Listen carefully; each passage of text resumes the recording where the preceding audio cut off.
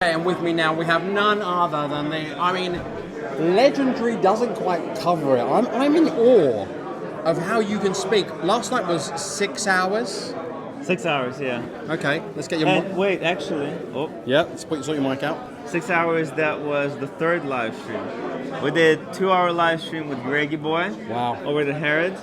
Then we did another hour live stream, and then my crew did another hour. And then I did 6 hours. You did 6 hours flat, where we got to see literally everything bar you going to the bathroom. I should have included that part, though. Yeah, I mean, to be fair. How's your trip to London been? Amazing. Yeah. Amazing. Tell us about the weekend. What have you been looking at? Who have you been speaking to? What watches have you been looking at? I flew in, got to meet a good fan of mine, wristwatch. The night wristwatchman. Okay, yes. Wristwatch collector, incredible guy. My bodyguard. Yep. That took me around the place. Then I went over to Brighton. Yep. Met Mr. Paul Thorpe. Amazing. Made a video with him. Had fish and chips. Talked watches. He took me down all the alleys. I heard he stitched you up a little bit with a ride. He stitched me up. I still didn't get back at him, by the way. I'm working on it. It's not particularly easy because I need to get the ears, and I'm thinking I'm gonna make him wear those in one of his videos. Okay. And he has to pretend like they're not on. Okay. Just be super nonchalant, and then let people in the chat figure it out. What did you think of the selection of watches here down at Peaky today? Some good stuff. There isn't there? Oh, Any particular pieces that caught your eye, or you considered to try on? I looked at Artisan de Genève. That's unbelievable piece, isn't it? And I think, you know what? I think Paul's got me thinking about APs, but that Patek 5167. Yeah. I'm waiting for one of those myself, and seeing it, it hurts. It's painful. It's beautiful to have it on the wrist, isn't it? Yeah. Oh yeah. I've been taking some pictures of that with myself this morning. Oh yeah. And it actually scares me a little. Why? That if I have it, it's gonna be really no reason to live. Like I achieved everything that I wanted. Yeah, like that's it. I did it. And at such I became a a YouTube celebrity at such a young age, and I got the best watch ever. But I'm sure after the best watch ever comes the next best watch ever. I don't know. Yeah, you know, it's like an ever ascending staircase, isn't it? I'm a simple guy, so for me the staircase is really low. All right. So. Okay. What's happened to the hat I bought you? I haven't. Oh, I was changing rooms. It's in my. I got it. Yeah, Tim tried on my hat yesterday and said he liked it. So this morning on my way in, I managed to find the store that was open. Got on my hat, something for him to take home as a little gift. So that next time you're on the show with us live, you can sit there and have a little piece of Britain with you. Thank you. So I'm gonna do live streams in it. There you go. I think it's a little bit better than ears. You ever heard of Peaky Blinders? Peaky Blinders? Where's that? No. Okay. Google it when you get home. Peaky Blinders, and then you'll see the hats and you'll understand exactly what we're talking about. Well, night wrist watchman. He greeted me in one of those hats when he arrived, and I totally get it. We were walking through rain. I had my hair being totally messed up. If I had the that difference thing. is I don't have any hair. It's really to keep my head nice and warm. You see. Okay. The experience of the weekend, like coming down and seeing and meeting and speaking to everybody. How much do you love speaking to everybody who engages with you? That's what I like. I love watches, but the fact that watches bring people that think alike together, that is the best. That's the best feeling ever. And I think a lot of people should just come out here to talk to, find new friends, talk to new people. Yeah.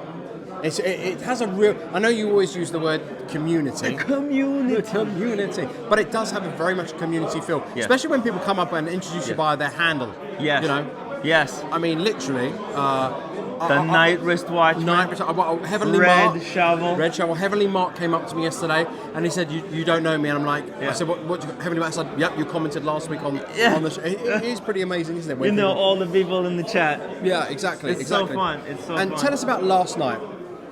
You went to a very nice restaurant last night, didn't you? I did. You went to Bendham's, didn't you? Oh, how was that? And you were drinking some very nice wine. I saw you holding up the bottle. I actually went home because I was a little bit fluey.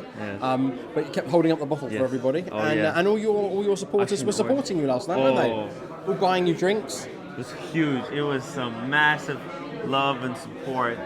It was incredible. I mean, my viewers brought me here to be able to broadcast this gathering that we have here to them. So it was so great to have, so many people turn out to watch. Yeah. And also be in the comments and join us. But next time, guys, come out here. You're not going to regret it. Absolutely. It's not often you get to see sort of 400 to 500 watches in one place. And the one thing we're always encouraging everybody to do, Tim, try it on. It doesn't matter what you can or can't afford. Yes. The point is, if there's a platinum Daytona there with baguettes on, go try it on. See how it fits on your wrist. Hey, I was just talking to a guy. He said he tried on the Daytona. A little too small. Yeah. It's a personal choice, isn't it? Yeah. And until you get to see it on your wrist. Yeah. It's so hyped up on the website. Sure. On the YouTube. People think that it's like it's gonna blow your mind. Yeah. But you try it on, it's like, oh, it's a little bit too small. I let him try on my Explorer too. Yep. He liked it much more. There you go. There you go. You come out here, you talk about watches, you actually get a chance to pick something that better suits you. Yeah.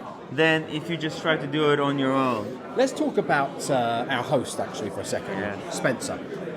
Oh, yeah. Because apart from the fact that he puts on an amazing show, and obviously we had the prize draw yesterday, but he kind of takes care of everybody, doesn't he? Well, it's like a little gang, and I know everybody went out for dinner last night. He just won't hear of anything other than it's his hospitality, which is pretty special.